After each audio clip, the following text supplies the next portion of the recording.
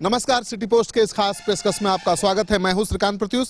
आपको पता है कि बिहार विधानसभा में एनपीआर को लेकर एक बड़ा फैसला हो गया है। नीतीश कुमार ने एनपीआर को हूबहू लागू नहीं करने को लेकर एक प्रस्ताव पारित करा लिया है और उसको लेकर बीजेपी बहुत नाराज है, दुखी है और आरजेडी और जो विपक्ष के दल हैं काफ़ी खुश हैं और वो कह रहे हैं कि नीतीश कुमार ने अपने सेक्युलर क्रेडेंशियल को बचा लिया है और इसका फ़ायदा भी उनको मिल सकता है राजनीति में।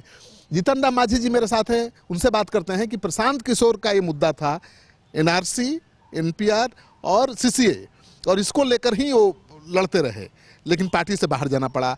आज तो नीतीश कुमार ने उनकी ही बात मान ली, आपको लगता है?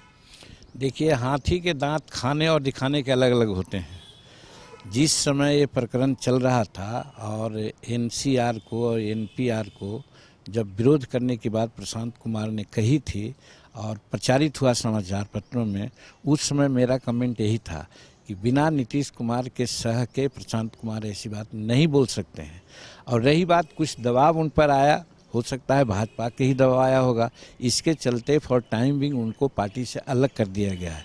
लेकिन सच्चाई तो यही है कि जो प्रशांत कुमार चाहते थे और जिन्होंने बोला था वो कोई कुछ नहीं था, सिर्फ और सिर्फ नीतीश कुमार के नीतियों का रिफ्लेक्शन था।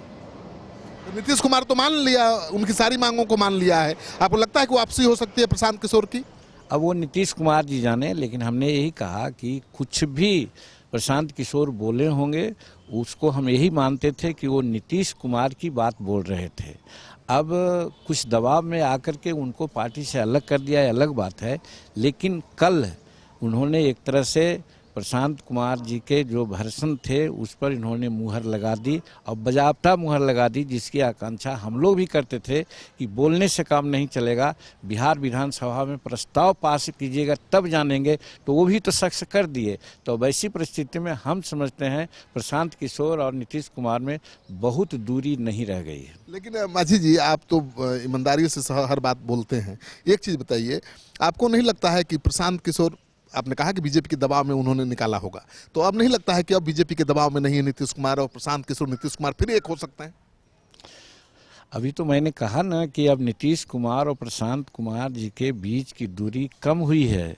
अब इस दूरियों को कब पाटा जाता है वो समय बतलाएगा। आप क्या चाहते हैं, दोनों एक साथ हो जाएं? फिर हम तो यही चाहते हैं कि लार्जर इंटरेस्ट में देश में जो सांप्रदायिकता का उन्माद फैलाया जा रहा है और हम गरीबों के हक को छीना जा रहा है, संविधान को टॉर्चर किया जा रहा है और मुसलमानों को डराया जा रहा है, इस परिप्रेक्ष्य में कल का जो प्रस्ताव बिहार विधानसभा का हुआ, ये एक माइलस्टोन हुआ। और इस चीज़ को समझते हुए हम समझते हैं कि एक पॉलिटिकल पोलराइजेशन होगा ही।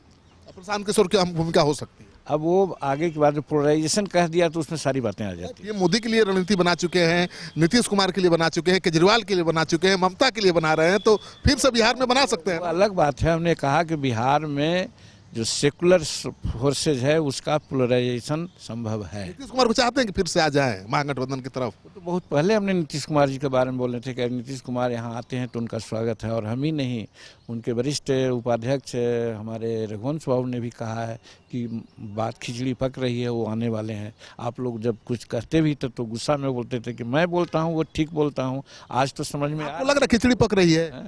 अरे खिचड़ी पक गई, आप समझिए। चलिए ना, खिचड़ी पक गई, यानी नीतीश कुमार महागठबंधन की तरफ आ सकते हैं, ये इशारा है जीतन राम मांझी का। तो जीतन राम मांझी के बयान को आप हल्के से नहीं ले सकते हैं और इनका बयान ये आपको पसंद आए तो इस वीडियो को खूब शेयर करिए दोस्तों के साथ। अगर आपने अब तक हमारा चैनल सब्सक्राइब नहीं किया है तो कर लीजिए, क्योंकि सबसे पहले हम ही बताएंगे कि नीतीश कुमार क्या नया बड़ा फैसला लेने वाले हैं।